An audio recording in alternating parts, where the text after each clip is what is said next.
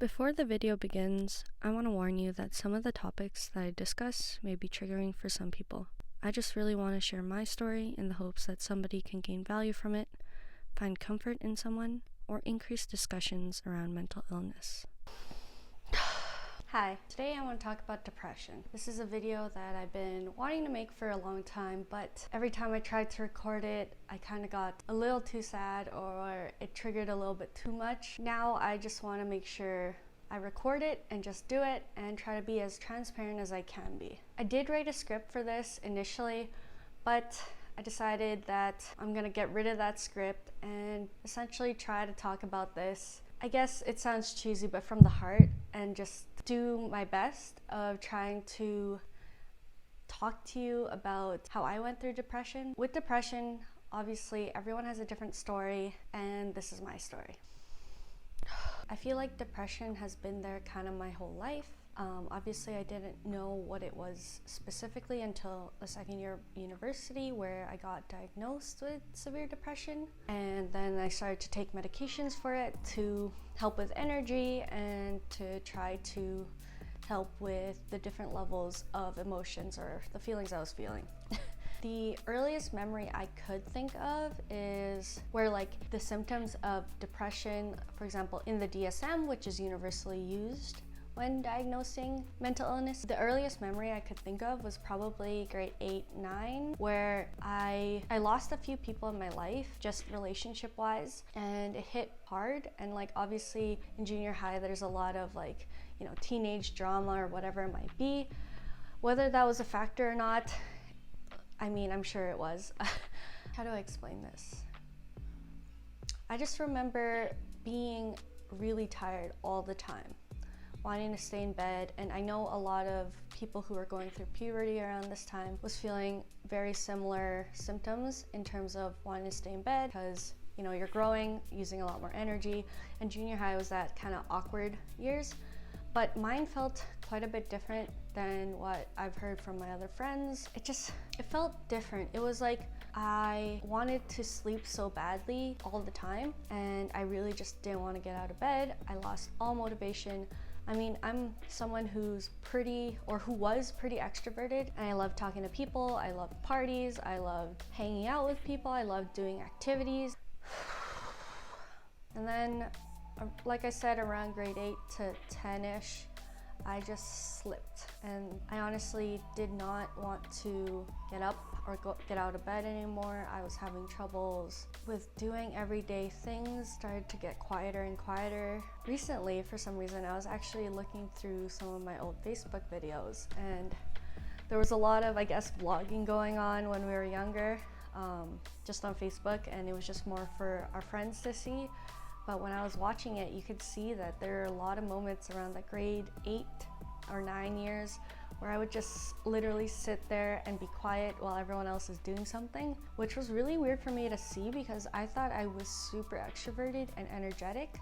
And I thought that was my personality, and I thought that's how I looked or portrayed to be, but apparently not. So just looking at those videos was kind of weird because I was so quiet.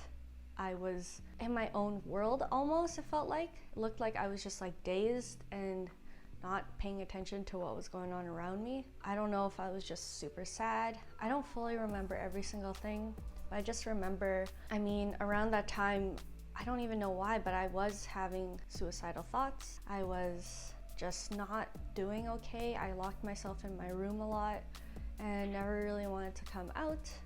And I don't know, every day was just, it felt like this like routine of like every day was the same. Every day was such a drag. Every single day, even if we were doing something fun, I don't know, every single day was just so hard for me to get out of bed.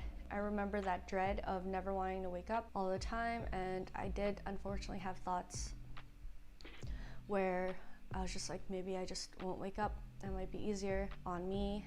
And I don't really know what was exactly going on at that time. If there was like an external factor outside of, you know, losing friends or losing relationships around that time. But it did last a long time, and entering grade 10, I think I was a lot more extroverted and it was a little bit easier, but high school is always scary. But grade 10 did help, you know, a new experience, new people. So that was probably the first few like years of depression that I could remember. Sorry, this is, I don't even know what I'm saying. Like, I feel like I'm just rambling.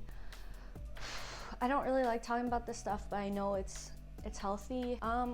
So fast forward to first or second year of university, primarily second year, where Aaron, my now husband, was more prominent in my life. So he kind of started to notice that things weren't going well, and I guess around that second year mark, he could really tell that I was just not doing well. I guess a part of it was that I didn't get into my program right away. So I graduated with a Bachelor of Kinesiology, but I did not get in right away from high school, and that really hurt, I guess. And career and school was just everything to me, and the pressures of grades and, you know, the normal pressures of first year college or university was prevalent. But second year for sure, I just slipped, and I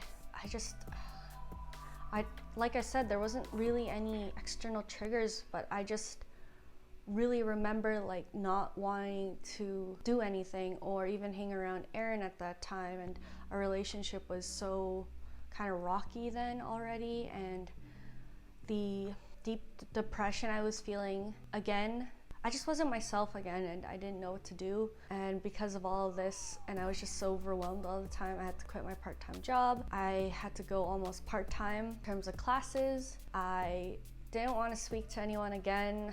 I just wanted to lock myself away. Like, I don't remember anything that was exactly happening. It's just like another sudden wave of depression again, where I was just not okay. I don't know if I hid it very well, but I thought I did, I guess. And like, it was another one of those, like, every day was so hard to like get up and go and do something. Like, I just wanted to sleep and stay in bed, and I wasn't necessarily tired from school or anything, because I was literally taking like maybe 2 classes and like a semester just because of how, I guess, depressed I was or stressed I was. I don't know what was happening. But luckily, second year, finally went to see a psychologist and started to kind of get my shit together and figure it out, get out of this rut and understand why I was so tired. So I even went to the doctor to see if I was diabetic or if I had any thyroid issues, and I did all those tests and nothing.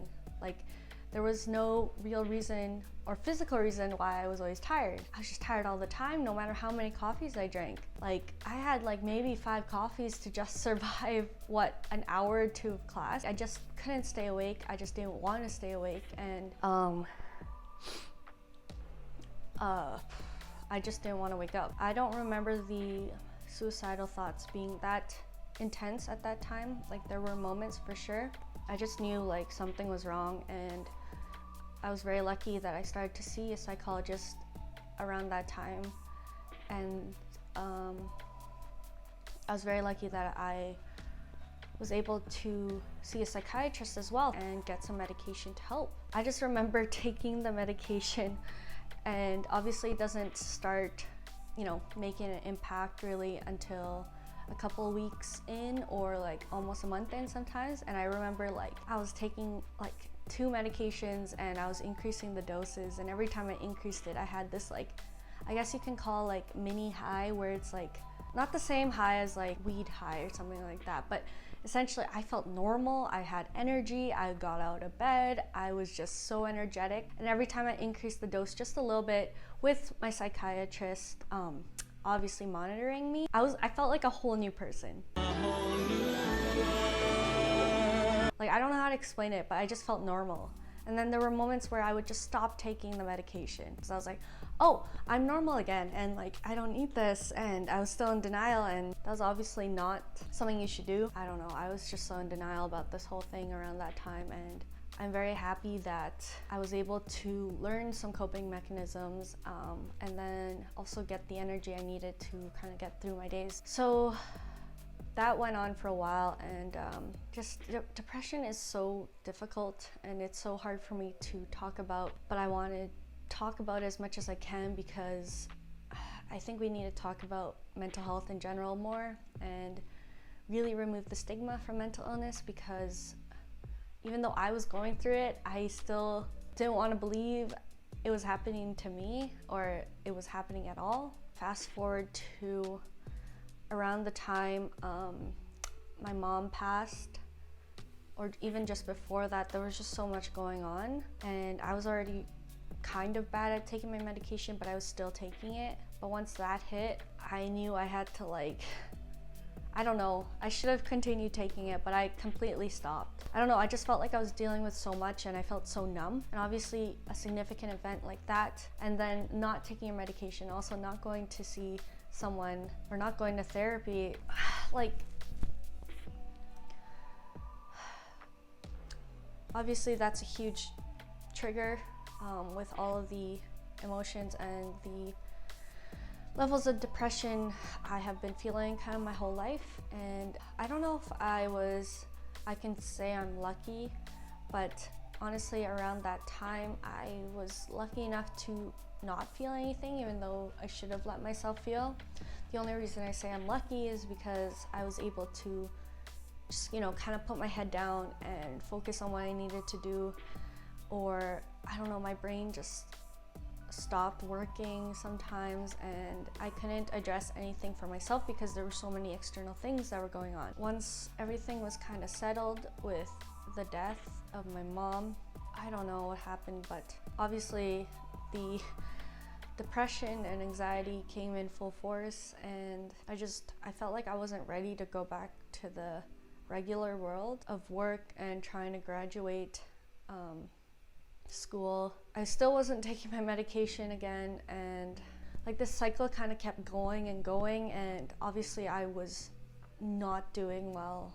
I remember after that I failed a class and I had to retake it and extend my degree again. I was working and it was awesome, and I was just kind of moving on up in that company, but I forgot to take care of myself or even think about me, because all I wanted to do was work and focus on something else other than how sad I was or how much I missed my mom. So with all these external triggers and then this underlying like severe depression that has been with me like my whole life, everything kept going and it started to snowball. And all of a sudden, like January 2020, around the end of the month, I really don't like talking about this, but like I did try to actually commit suicide.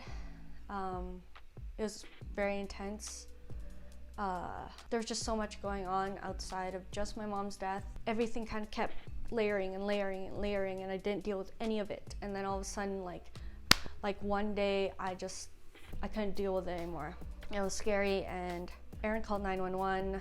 I went to the U of A hospital. It was just like a lot, and it was like this realization that I should have stayed on my medication, or a really hard reminder that I am depressed and I have difficulty handling things, but I need to see a psychologist and stay on my medication in order to be able to handle everyday life. And that's just the norm, and that's just what I'm going through, and I have to accept that.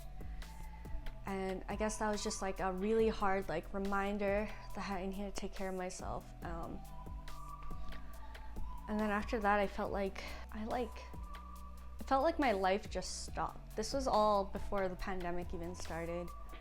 I was still essentially recovering from that day, and also just recovering from all these life events prior to that just kept adding up that I didn't even realize was adding up. And then I stopped. I don't know what happened. It was kind of a blur, and then all of a sudden, the pandemic hit. I guess the biggest thing that I want to say is that depression is not something you should take lightly. It's not a great experience to have, obviously. And like I said earlier, everyone has a different story when it comes to depression, and this is just mine. I'm sorry if I rambled a lot. I just wanted to get my story out there into the world so more people will understand what depression is if you're unfamiliar with it, or more people will feel less alone. I still struggle with this almost every day. There are moments where there's no reason but I literally just shut down. I want to encourage people to ask people if they're doing okay. I want people to understand that mental health or mental illness is a real thing,